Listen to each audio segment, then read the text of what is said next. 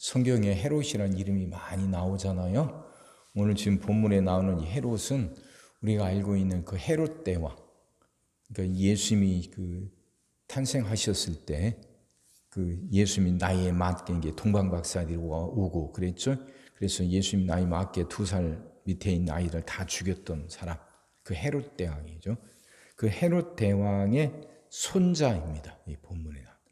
그래서 아그리빠 1세라고 불려요. 성경에는 그냥 이렇게 헤롯이라고도 나오고 아그리빠 1세라고도 나옵니다. 근데 이제 이 헤롯이요, 여기 나오는 이 헤롯이 그 유대인들하고 로마 사람들로부터 많이 신임을 받아요. 로마 제국으로부터 신임을도 받고 또 유다 사람들이 이 헤롯 대왕, 여기 나오는 헤롯을 우리 편, 우리 사람이라고 여길 만큼 유대인들로부터도 그렇게 신임을 받던 사람입니다. 근데 이제 이 헤롯이요, 사람을 죽이는데 야고보를 칼로 죽였다 그러잖아요. 이전에 요한의 형제 야고보를 칼로 죽였다. 여기 나오는 이 야고보 이름이 많잖아요.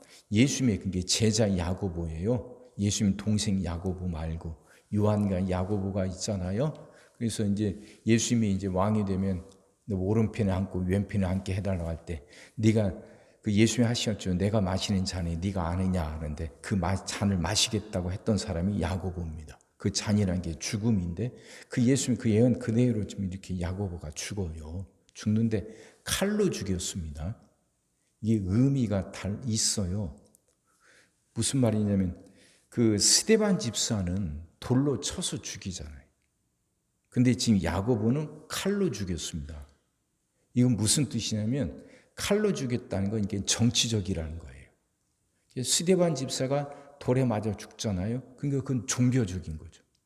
종교적인 이유로 죽였다는 것이고 칼로 죽였다는 건 정치적인 이유로 죽였다는 거예요. 무슨 말이냐면 헤롯이란 이 일가는 로마로부터 권력을 이양받은 거예요. 그러니까 로마가 나라들 점령하면 다 자기 사람들 다 그렇게 파송하는 게 아니에요. 그 지역의 누군가에게 그것을 다스릴 수 있는 권한을 줍니다. 근데 그 헤롯 대왕이 로마로부터 그 권한을 이양받은 거예요. 그래서 그 손자들도 그 권한을 갖고 있는 거죠. 그러니까 하여튼 이들은 권력에 굉장히 민감하단 말이에요. 권력에. 근데 예수님이 그리스도잖아요. 예수 그리스도라는 말은 기름 부음 받았다는 뜻인데 하나님이 보낸 왕이라는 의미도 갖고 있잖아요. 왕이란 말이에요. 왕. 그러니까 헤롯 일가들이 그 생각하고 이 본문에 나온 헤롯도 그렇죠. 내가 왕인데 또 다른 왕이 있단 말이에요. 그리스도. 그 왕이란 이름을 불리는 이 운동이 막 일어나고 있단 말이에요. 그러니까 헤롯이 보기에 이게 정치적으로 이게 마음에 안 드는 거죠. 물론 예수님을 따른 이 그리스도 운동이 로마에게 뭐 반역을 하고 뭐 정치적으로 뭘 하려고 하는 그런 건 조짐은 전혀 없었어요. 그런 조짐은 전혀 없었지만 헤롯은 그 그리스도라는 말, 그 안에 담기는 왕이라는 의미, 이것이 마음에 안 든 거예요. 그래서 그 핍박하기 시작했던 것이고, 그래서 야고보를 칼로 죽인 겁니다. 종교적인 이유가 아니라 정치적인 이유라는 거죠. 근데 그렇게 해서 야고보를 죽이고 나니까 유대 사람들이 좋아하거든요. 올라? 이거 괜찮네? 그렇지 않아도 이 헤롯은 유대인들로부터 계속 신임을 얻어야 자기 왕권이 공고해질 수 있는데 그 야고보를 죽이니까 예수 운동을 일으키는 그 이론 중에 한 명, 야고보를 죽이니까 유대 사람들이 좋아한단 말이에요. 그러니까 이제 또 잡아들인 거죠. 누구를? 이번엔 베드로예요. 그 수제자 베드로를 잡아다가 옥에 가둔 겁니다. 지금 이 상태예요. 이 상태. 그러니까 지금 이제 이것은 그 그리스도 운동, 이게 초대 교회에게 큰 위협이 된 거예요. 큰 위협. 그러니까 그 전까지 이제 스데반 집사의 그 죽음. 그래서 이건 굉장히 종교적인 탄압이었고 종교적인 핍박이었죠. 산헤드린 의원, 그러니까 바리새인들, 사두개인들로부터 오는 위협이었었는데 그 위협과는 질이 다른 거예요. 이제는 권력이 위협을 하는 거예요. 정치적인 권력이. 큰 무장한 군사를 가지고 있는 큰 힘을 갖고 있는 왕, 정치적인 위협을 받고 있는 상황이죠. 그러니까 굉장히 위기란 말이에요. 자, 이런 상황에서 이거 어떻게 할까? 물론 이 초대교인들은 그래 하나님이 함께 하신다는 믿음이 분명히 있어요. 누구도 그 어떤 것도 교회를 흔들지 못할 거란 그런 믿음은 있죠. 여지껏 봐왔던 것들이 있고 경험한 것들이 있으니까.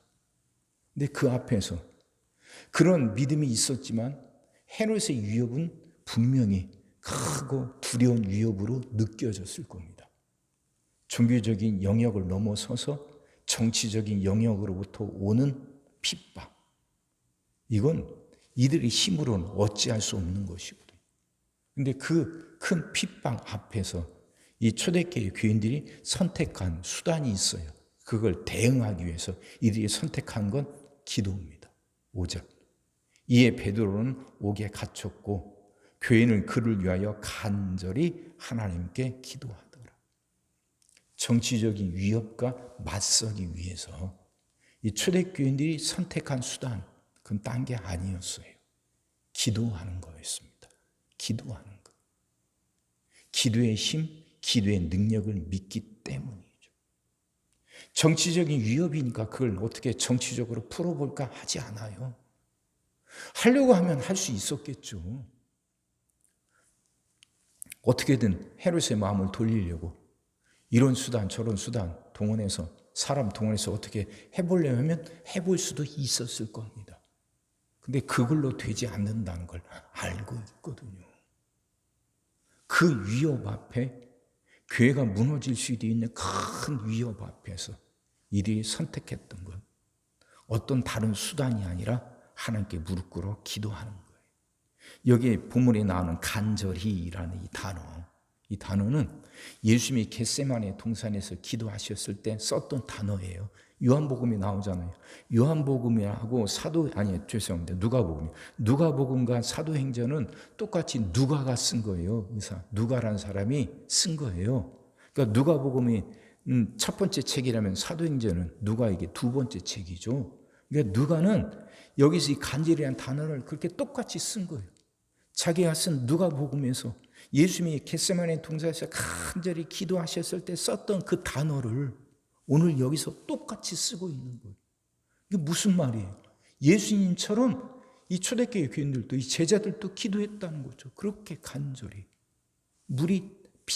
땀이 피가 될 만큼 간절히 기도했다는 거죠. 이제 계속 보게 되겠지만 하나님 역사하셔서 베드로가 그 옥에서 나오게 됩니다.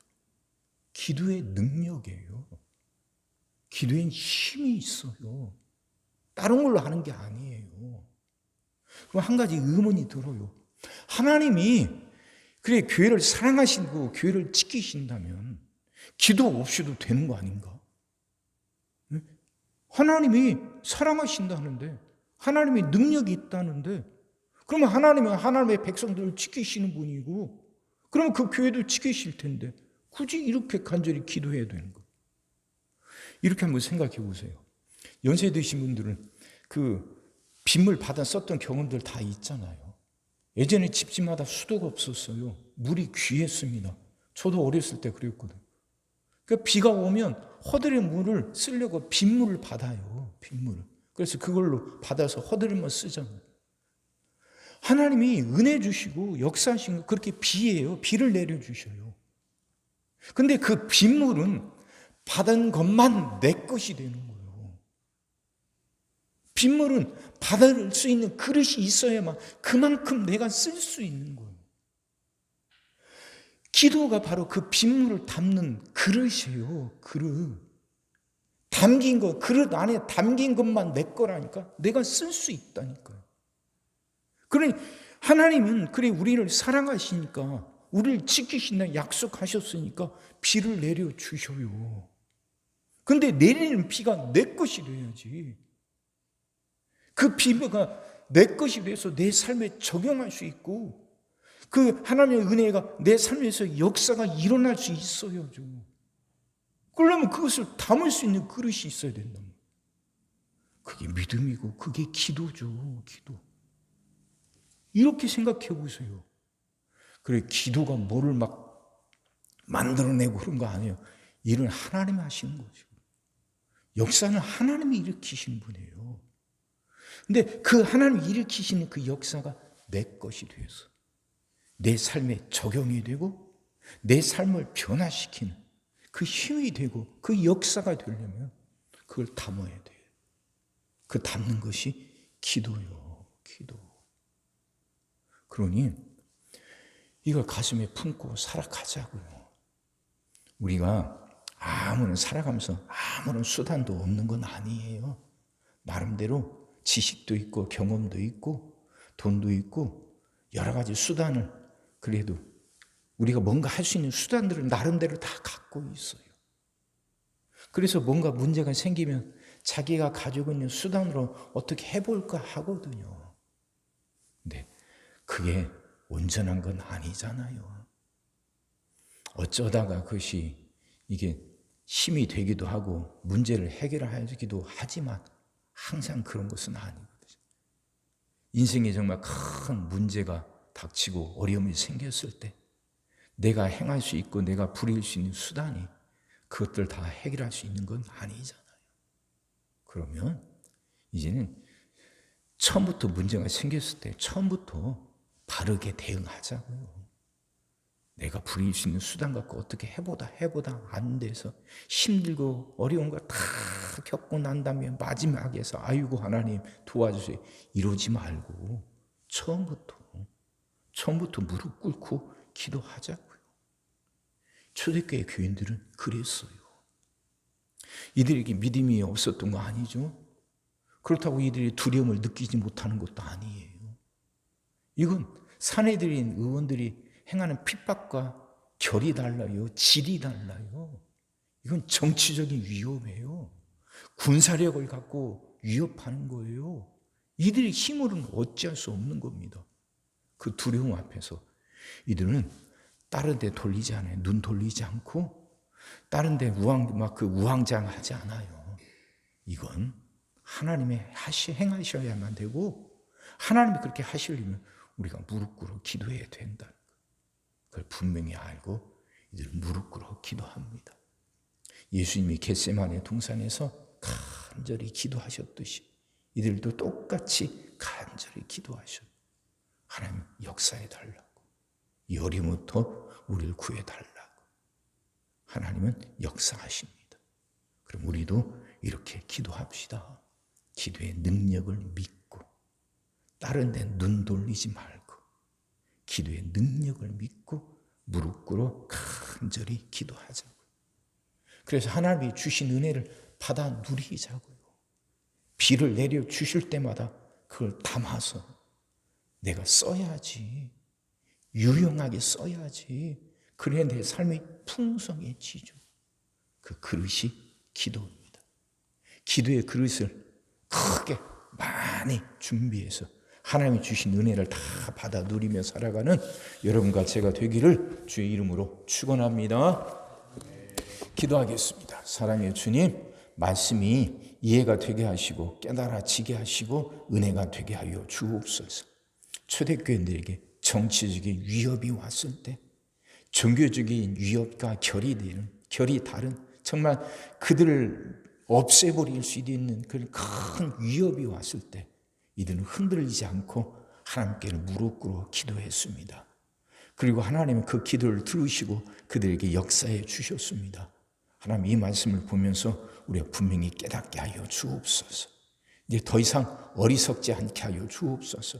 다른 수단 찾고 다른 수단 동원하려고 하지 않고 이건 기도할 수밖에 없다는 거 알고 기도의 능력을 믿고 무릎 꿇어 기도하는 우리들 되게 하여 주옵소서.